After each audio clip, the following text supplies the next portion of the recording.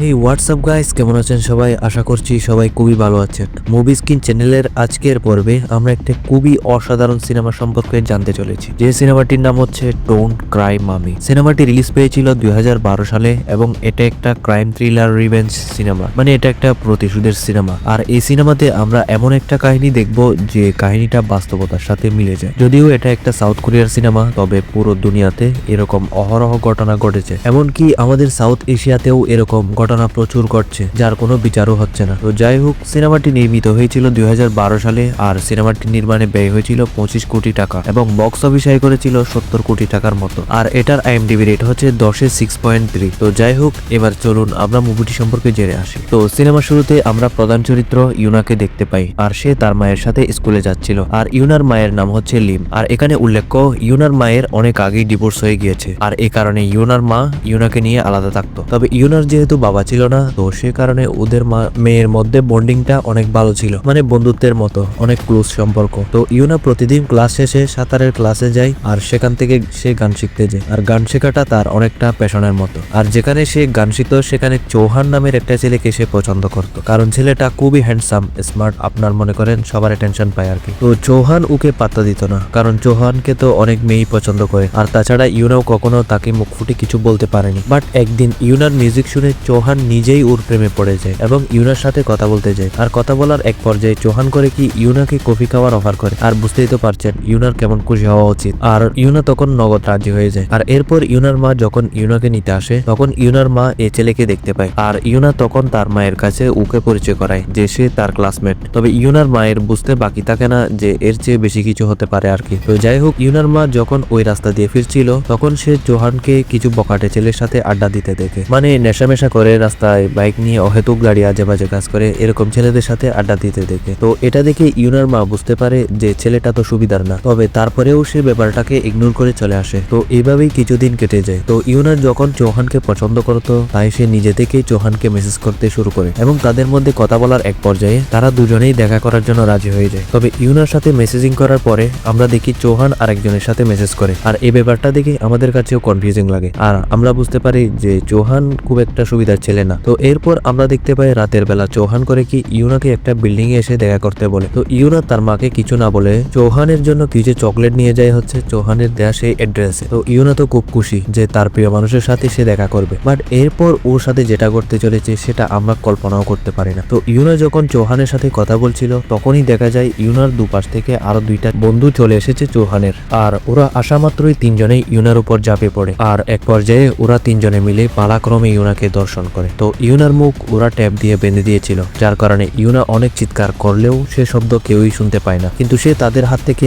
বাঁচার জন্য অনেক চেষ্টা করে, তবে সে তাদের সাথে পেরে ওঠে না। মানে ইউনার যে ছেলেটিকে ভালোবেসে বিশ্বাস করে এখানে এসেছিল, সেই ছেলেটাই তাকে এরকম একটা অবস্থা করে দিল, কারণ ওই ছেলেটার কাছে ইউনা তো জাস্ট একটা বুকের বস্তু ছিল। আর এদিকে আমরা দেখতে পাই ইউনার মা যখন তার রুমে আসে, তখন সে ইউনাকে দেখতে পায় না। আর সে ভয় পেয়ে যায় যে এত রাত্রে আমার মেয়ে গেল কোথায়। আর সে তার এক্স হাজবেন্ডকে কল করে, আর তার এক্স হাজবেন্ড ছিল একজন পুলিশ অফিসার। তো তখন সে তার সাবেক স্ত্রী বা ইউনার মাকে বলে, দেখো তোমার মেয়ে হয়তো কোনো পার্টিতে গিয়েছে, নয়তো কোনো বন্ধুর বাসায় গিয়েছে, এটা নিয়ে চিন্তা করার কিছু নেই, সকাল হলে চলে আসবে। বাট লিম তো মা তার কোনোভাবেই মানছিল না। কিন্তু তার ফোনে হঠাৎ করে হসপিটাল থেকে একটি মেসেজ আসে, আর এই মেসেজটা দেখে তো ওর মা পাগল হয়ে যায় যে আপনার মেয়ে রেপ হয়েছে, আর সে বর্তমানে অজ্ঞান অবস্থায় হসপিটালে রয়েছে। তো মেসেজ পাওয়ার পর সাথে সাথে সে হসপিটালে চলে যায়। আর সেখান থেকে আসার পর সে তার মেয়েকে যখন ওই অবস্থায় দেখে, তখন তার যেন পুরো পৃথিবীটাই উলটপালট হয়ে যায়। কারণ ডিভোর্স হওয়ার পর থেকেই এই মেয়েটা ছিল তার জীবনের বেঁচে থাকার একমাত্র অবলম্বন। আর সেই আদরের মেয়েকে আজকে রক্তাক্ত অবস্থায় বিছানায় পড়ে রয়েছে, এটা দেখে সে কোনোভাবেই সহ্য করতে পারে না। তো এটা দেখে কোনো মায়ের নর্মাল ভাবে সহ্য করা সম্ভব না। আর লিম এটা দেখে কান্না করতে থাকে এবং এর বেশ কিছুক্ষণ পর ইউনার জ্ঞান ফিরে আসে। আর জ্ঞান ফিরে আসার পর সে তার মাকে জড়িয়ে ধরে কান্না করতে থাকে। ইউনা কোনোভাবেই কান্না থামাতে পারছিল না এবং বলতে থাকে, মা আমার খুব কষ্ট হচ্ছে, তুমি ওই ছেলেগুলোকে কখনো ছেড়ে দিও না। তো এরপর আবার দৃশ্যের পরিবর্তন হয়। ওই তিন শয়তানকে আবার দেখানো হয়, যাদেরকে পুলিশ অ্যারেস্ট করে ধরে নিয়ে এসেছে। বাট ওদের দিকে মনে হচ্ছে যে এটা কোনো ব্যাপারই না, ওরা কোনো অপরাধই করেনি, আর এটা সাধারণ ব্যাপার। আর আমরা বুঝতে পারি যে ওদের ব্যাকগ্রাউন্ড অনেক হাই হবে হয়তো। তো যাই হোক, ওখানে ইউনার মা আসে, আর সে এই অবস্থা দেখে তাদেরকে মারতে যায়। কিন্তু ছেলেগুলো ওই পুলিশ স্টেশনেই ইউনার মাকে নিয়ে খারাপ কথা বলতে থাকে যে তুমি তো আরো সুন্দরী বেবি। আর তখন লিমের এক্স হাজবেন্ডও চলে আসে, আর একটা পুলিশ করে কি লিমকে আটকায়। আর পরের দৃশ্যে আমাদের ইউনাকে দেখানো হয়, আর তার কাছে দুজন লেডি পুলিশ অফিসার ছিল, আর তারা ইউনাকে বিভিন্ন প্রশ্ন করতে থাকে। মানে বুঝতেই তো পারছেন যে ধর্ষণের মামলায় যে ঘটনাটা ঘটে, যে দর্শিতা তারই কিন্তু কষ্ট বেশি হয়। মানে তাকে এমন আজে বাজে প্রশ্ন করা হয় পুলিশের কাছ থেকে, কোর্টের কাছ থেকে, আর এসব দেখে ওর মনে হয় যে যেন এর থেকে ভালো আমি সুসাইডই করে ফেলি, এত ঝামেলা পোহানোর চেয়ে। তো যাই হোক, এদিকে একে তো ইউনা তো মানসিকভাবে অনেক খারাপ অবস্থায় রয়েছে, বাট তার উপরে লেডি পুলিশ তাকে এমন এমন প্রশ্ন করছিল, ও আরো মানসিকভাবে ভেঙে পড়ছিল। তো ইউনার মা এটা দেখে বুঝতে পারে, আর সে পুলিশদেরকে অনুরোধ করে যে আপনারা দয়া করে এখন প্রশ্ন করবেন না, পরে প্রশ্ন করেন। আর যেহেতু এরা মহিলা পুলিশ ছিল, তাই তারা ব্যাপারটা বুঝতে পারে এবং তারা সেখান থেকে চলে যায়। তো এরপর লিম তার মেয়েকে নিয়ে বাসায় চলে আসে, আর বাসায় ফেরার পর ইউনা একদম চুপ হয়ে যায়, আর সে কিচ্ছু খায় না। ওয়াশরুমে গিয়ে ঘন্টার পর ঘন্টা বসে থাকে, আর সে পানিতেই বসে থাকে। আর তার কাছে মনে হয় পানিতে থাকলে হয়তো তার কলঙ্কের দাগ মুছে যাবে, কিন্তু ইউনার মা তাকে বোঝাতে থাকে যে সব ঠিক হয়ে যাবে মা। তো এরপর লিমের এক্স হাজবেন্ডকে দেখানো হয়, সে তার সিনিয়র অফিসারের সাথে এই ব্যাপারে কথা বলছে। তো তখন তার সিনিয়র অফিসার তাকে বলে, দেখো এই মামলাটা এমনিতেও বেশি দূর যাবে না, এমনিতেও ছেলেগুলোর বয়স 18 বছরের নিচে। সবচেয়ে ভালো হয় তুমি ইউনার মায়ের সাথে কথা বলে ওই ছেলেগুলোর বাবা মায়ের সাথে সেটেলমেন্ট করিয়ে দাও, এতে ওরা কিছু টাকা পাবে আর ঝামেলাও বেশি দূর করাবে না। তো এই কথা যখন লিমের এক্স হাজবেন্ড যখন লিমকে বলে, তখন লিম তো অনেক রেগে যায়। যদিও তার এই এক্স হাজবেন্ডেরই মেয়ে কিন্তু ইউনা, কিন্তু তার ভিতরে আমরা তার মেয়ের কোনো আবেগ টান আমরা দেখতে পাচ্ছি না। কিন্তু তারপরেও লিমের এক্স হাজবেন্ড তাকে অনেক বুঝায় যে এটা নিয়ে আর বেশি কিছু করা যাবে না, ওদের খুব একটা শাস্তিও হবে না, ওরা আন্ডার এজ, সর্বোচ্চ 2-1 বছরের শাস্তি হবে। তো এর চেয়ে ভালো হবে সেটেলমেন্টেই যাও, আর অনেক লোক জানাজানি হবে, তার চেয়ে বরং এটাই বেটার। তো এটা শুনে ইউনার মা রাজি হয়ে যায় যে ওই শয়তানগুলোর বাবা মায়ের সাথে দেখা করতে রাজি হয়। আর ওইখানে যাবার পরে ওই শয়তানগুলোর বাবা মা যেটা বলে, এটা শুনলে আপনার মাথা আরো গরম হয়ে যাবে। তারা বলে আমাদের ছেলেটা তো ছোট মানুষ, তারা না বুঝে ছোট্ট একটা ভুল করে ফেলেছে, তাতে কি হয়েছে, এমন না যে তোমার মেয়ে মারা গিয়েছে। আর ওরা যদি এতটাই খারাপ হতো তাহলে তোমার মেয়েকে তো ওরা মেরেই ফেলতো, আর তোমার মেয়ে যেহেতু বেঁচেই রয়েছে তাই এটা নিয়ে আর বাড়তি কোনো কথা না বাড়িয়ে লাভ নেই, তার চেয়ে বলো কত টাকা লাগবে, আমরা ঝামেলা মিটিয়ে নিচ্ছি। তো চিন্তা করেন ইউনা কি কোনো কল গার্ল, আর এসব শুনে তো কোনো মায়া সহ্য করবে না। তো এটা শুনে ইউনার মা রেগে যায়, আর সে তাদেরকে বলে যে তোদেরকে আমি কোর্টে দেখে নেব, কোর্ট যে শাস্তি দেবে সে শাস্তিই হবে। তো এরপরের দৃশ্যে দেখা যায় ইউনা আর তার মা কোর্টে গিয়েছে, কোর্টে সবাই উপস্থিত। আর ইউনা এখানে নিজে থেকেই বলে যে আমি চৌহানকে পছন্দ করতাম, চৌহানকে মেসেজ করেছিলাম এবং সে আমাকে ডেকে নিয়েছিল, মানে সব কথা খুলে বলে। কিন্তু ইউনার শরীরে দেখা যায় মাত্র একটা ছেলের ব্লাড স্যাম্পল পাওয়া গিয়েছে। দেখেন ব্যাপারটা, রেপ করেছে কিন্তু 3 জন, তবে স্যাম্পল পাওয়া গিয়েছে একজনের, মানে হয়তো ক্ষমতা বলে বাকি 2 জন বেরিয়ে গিয়েছে। তো এই জন্য কোর্ট সিদ্ধান্ত নেয় যে এক ছেলেকেই 2 বছরের শাস্তি দেওয়া হবে এবং বাকিদের মুক্তি দেওয়া হবে। তো এই কথা শুনে লিম তো রেগে যায় আর কান্নায় ভেঙে পড়ে, কারণ বাকিদেরকে বেকসুর খালাস দেওয়ার তো কোনো যুক্তিই নেই, কারণ ওরাও সাথে ছিল। আর লিম বলতে থাকে যে এই জানোয়ারগুলো যদি আমার মেয়ের সাথে খারাপ কাজ করার পরও যদি মুক্তি পেয়ে যায়, তাহলে এই দেশে কি আইন রয়েছে, ওদেরকে মৃত্যুদণ্ড দেওয়া উচিত ছিল, আর আমার মেয়ের জীবনটা ওরা শেষ করে ফেলেছে। আর এই কথা বলে ও কান্নায় ভেঙে পড়ে। আর তারপর সে যখন কোর্ট থেকে বের হচ্ছিল, তখন লিম তার এক্স হাজবেন্ডকে বলে আমি আমার মেয়ের প্রাপ্য বিচারের জন্য হাইকোর্টে যাব। আর এরপর সে যখন ইউনাকে নিয়ে গাড়িতে উঠতে যাবে, আমরা দেখতে পাই লিম একেবারেই বসে যায়, মানে সে পুরোপুরি ভেঙে পড়েছে। মানে একবার আপনি কল্পনা করুন যে সে একটা মা আর একটা ভাই তার বোনের জন্য খুন করে ফেলতে পারে, বাবা তার সন্তানের জন্য কাউকে মেরে ফেলতে পারে, আর মা তো পুরো দুনিয়ার সবচেয়ে বেশি ভালোবাসে তার সন্তানকে, আর তার কি অবস্থা হতে পারে এরকম একটা সিচুয়েশনে। তো যাই হোক, এভাবে আরো কিছুদিন কেটে যায়, আর ইউনা তো একদম চুপচাপ হয়ে গিয়েছে, তার মায়ের সাথে কথাও বলে না। উল্টো তার মা ওকে বলে যে চলো আমরা একটা ট্রিপে যাই, ট্রিপে গেলে হয়তো তোমার মন ভালো হয়ে যাবে। বাট ইউনা তার মায়ের সাথে কোনো কথাই বলে না, আর উল্টো বলে আমার রুম থেকে বেরিয়ে যাও। তো এরপরের দিন সকালে ইউনা যখন ঘুম থেকে উঠে, তখন সে দেখতে পায় তার ফোনে একটা মেসেজ এসেছে, আর সে মেসেজটা ওপেন করে দেখতে পায় যে ওই শয়তানগুলো ওকে একটা ভিডিও ক্লিপ পাঠিয়েছে। আর এই ভিডিওটা তো কিসের বুঝতেই পারছেন, মানে ইউনাকে যে রেপ করেছে সেটাকে আবার ওরা ভিডিও করে রেখেছে, আর তারা এখন ইউনাকে আবার দেখা করতে বলেছে, তা না হলে তারা এটাকে বাইরে পাবলিশ করে দেবে। তো এটা দেখে ইউনা জুড়ে চিৎকার করে, আর চিৎকারের আওয়াজ শুনে ওর মা চলে আসে, কিন্তু দরজা যেহেতু ভেতর থেকে বন্ধ ছিল তাই ওর মা ভাবে যে হয়তো ইউনা সুসাইড করবে। বাট তখনই ইউনা দরজা খুলে দেয়, আর সে ব্যাগ নিয়ে তার মাকে মিথ্যা বলে যে আমি মিউজিক ক্লাসে যাচ্ছি, অ্যাকচুয়ালি ও যাচ্ছে হচ্ছে ওই শয়তানদের সাথে দেখা করতে, এবং ও একটা চুরি নিয়েছে, তবে এটা চুরিও না, মানে পেপার কাটার নিয়েছে। আর ও বাচ্চা মানুষ, ওর তো কোনো আইডিয়াই নেই যে এরকম একটা পেপার কাটার দিয়ে 3টা ছেলের সাথে পারা কি পসিবল। তো যাই হোক, সে বাসা থেকে বেরিয়ে তারা যে ঠিকানা দিয়েছে সে ঠিকানা অনুযায়ী যায়। তো ইউনার সেখানে যাবার পরে ওই ছেলেগুলো করে কি ইউনাকে রুমের ভিতর নিয়ে আসে, আর আমরা তো জানি যে ইউনার কাছে একটা চুরি রয়েছে। তো ও যখন ওই চুরি নিয়ে ওদেরকে মারতে মারতেই যাবে তখন উল্টো ওরা মজা করতে থাকে আর তারা এটা ভিডিও করে আর তারপর তারা আবারও ইউনাকে পালাক্রমে দর্শন করে আর এটা আবারও ভিডিও করে এবং এরপর ইউনাকে ভয় দেখায় যে যদি এইসব বাইরে যায় তাহলে ভিডিও ভাইরাল করে দেব। কি যন্ত্রণাদায়ক একটা ব্যাপার। তো যাই হোক, আর অন্যদিকে দেখা যায় লিম এসেছে তার এক্স হাজবেন্ডের স্ত্রীর কাছে আর সে ছিল অনেক নাম করা একজন উকিল। তো লিম তাকে অনুরোধ করে যে ইউনার কেসটি আপনি হাইকোর্টে লড়বেন প্লিজ, আমি আমার মেয়ের জাস্টিস চাই। যদিও সতীন তবে তারপরেও সে রাজি হয়ে যায়। আর অন্যদিকে ইউনাকে দেখানো হয় আর বুঝতেই তো পারছেন যে একবার রেপ হয়েছে তবে তার প্রাপ্য ন্যায় বিচারও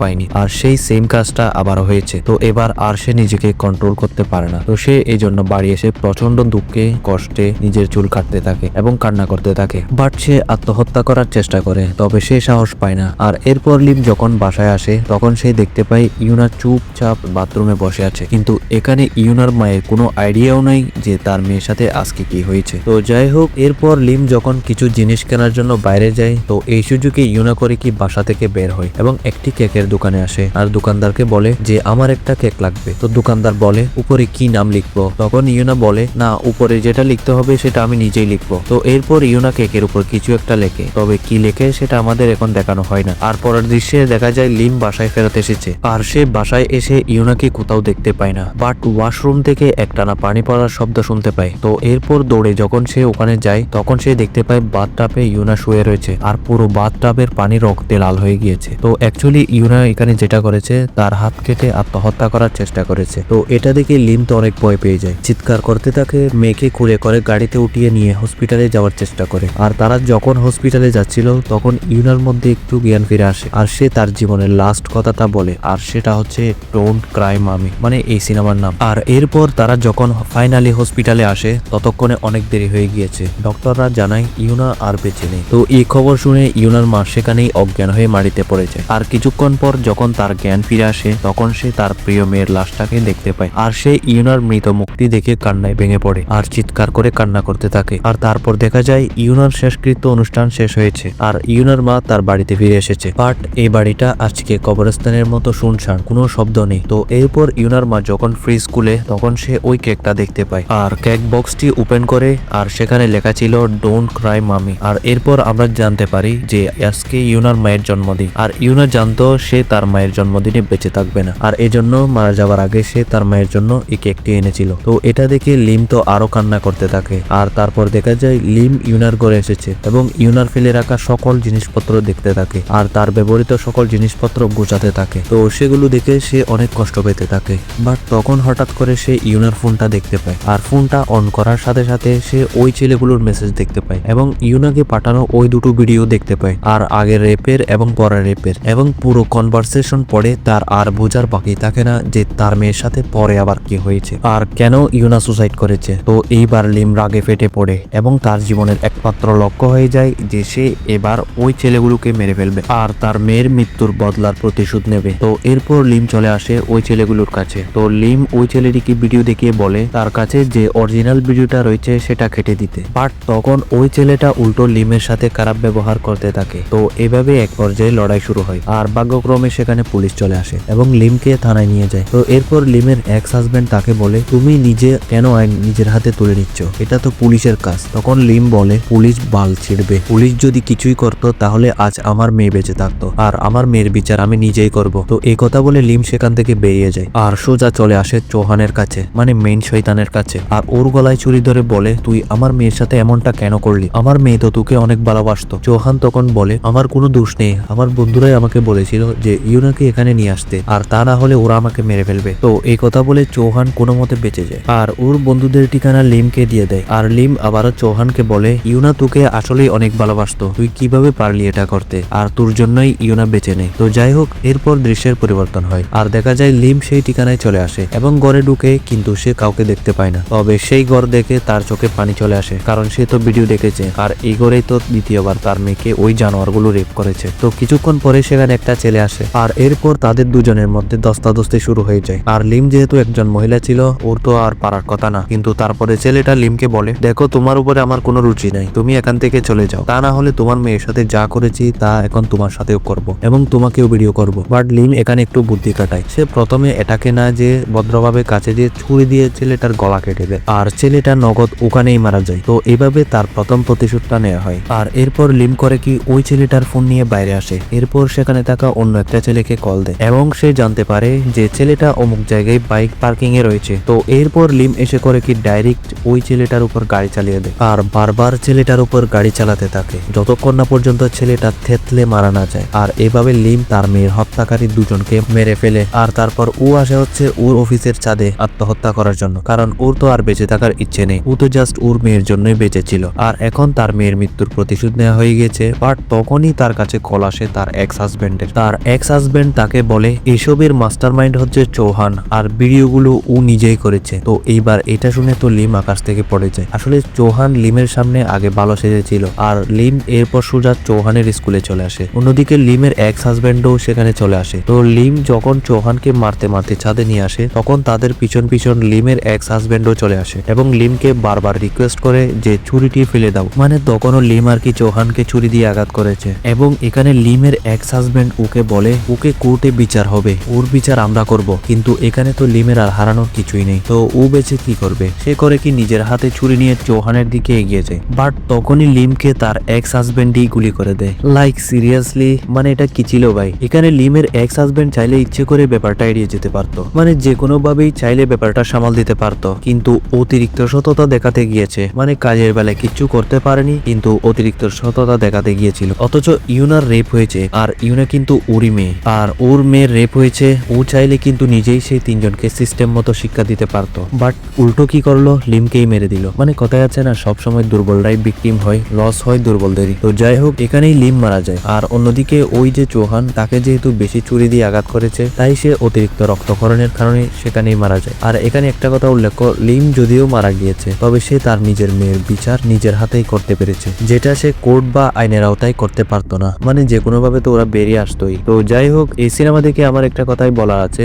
যে এই দুনিয়াতে অনেক জায়গায় এরকম ঘটনা ঘটে থাকে, বাট সিনেমাতে তো লিম তার মেয়ের বিচার নিজেই করলো। বাট বাস্তবে এরকম অনেক ইউনা রয়েছে যারা তাদের ন্যায় বিচারটা পায় না। আর সিনেমাটি আপনাদের কাছে কেমন লেগেছে সেটি কমেন্টে জানাতে ভুলবেন না। আর সিনেমাটিতে তেমন অবাস্তব কিছু দেখানো হয়নি, আর যতটুকু সম্ভব বাস্তবতার সাথে মিল রেখেই সবকিছু উপস্থাপন করার চেষ্টা করা হয়েছে। তো যাই হোক, এখানে ইউনা এবং ইউনার মা কত সুন্দর স্বাভাবিকভাবে জীবনযাপন করছিল, কিন্তু ওই যে কুত্তার বাচ্চারা শান্তিতে থাকতে দিবে না, উদয় ঝামেলা লাগিয়ে শেষমেশ ওরাও মরলো আর একটা নিরীহ ফ্যামিলিকেও শেষ করে দিল। তো এই জন্য দুনিয়াতে আপনি যতই ভালো মানুষই হন না কেন, তারপরেও আপনি নিরাপদ না। পুরো পৃথিবীকে আপনি যদি ইমপ্রেস করে চলেন তারপরেও আপনি নিরাপদ না। তো যাই হোক, ভিডিওটি যদি ভালো লেগে থাকে তাহলে একটি লাইক দিন, আর চ্যানেলে নতুন হয়ে থাকলে চ্যানেলটি সাবস্ক্রাইব করে পাশে থাকুন, যাতে করে আমাদের ভিডিও সবার আগে আপনি পেতে পারেন। তো পরবর্তী ভিডিওতে দেখা হচ্ছে, ততক্ষণ পর্যন্ত ভালো থাকবেন, সুস্থ থাকবেন, টেক কেয়ার, আল্লাহ হাফেজ।